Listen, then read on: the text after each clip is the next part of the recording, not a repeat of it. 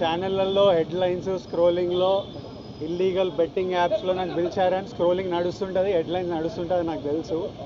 కానీ ఫస్ట్ దాన్ని gaming apps clarification గురించి విజయ్ దేవరకొండని పిలిచారు అని ఫస్ట్ ఆ హెడ్లైన్ మీరు నా గురించి మార్చాలి.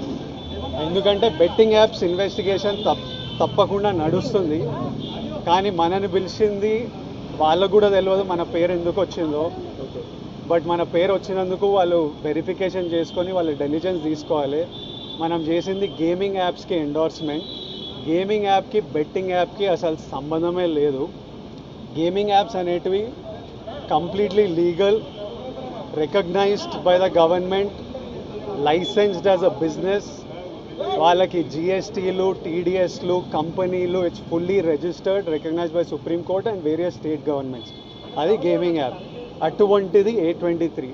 ఇప్పుడు క్విక్గా డౌట్ ఉన్న వాళ్ళకి క్విక్గా మీరు గూగుల్లోకి వెళ్ళి టాప్ గేమింగ్ యాప్స్ అని కొడితే కొన్ని వస్తాయి. A23తో సహా My11 Circle, Dream11, NPL, జుపీ ఇట్లాంటివి కొన్ని వస్తాయి.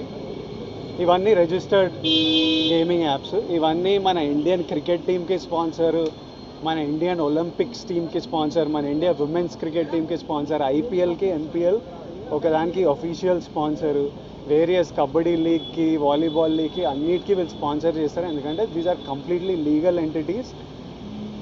ఇండియన్ ఒలింపిక్స్ టీమ్కి స్పాన్సర్ చేయాలంటే లీగల్ ఉండాలా వద్దా? సో ఫస్ట్ ఆఫ్ ఆల్ ఈ గేమింగ్ యాప్స్ని, ఇల్లీగల్ బెట్టింగ్ యాప్స్ని మీరు సపరేట్ చేయాలి. అది జర్నలిస్ట్గా మీ రెస్పాన్సిబిలిటీ.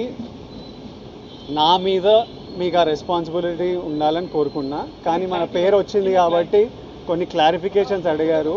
ఆ clarification account details, transaction details ఏంటి, ఆ కంపెనీ అవన్నీ పంపించేసినాము. ఇంతటితో సమాప్తం. Thank you.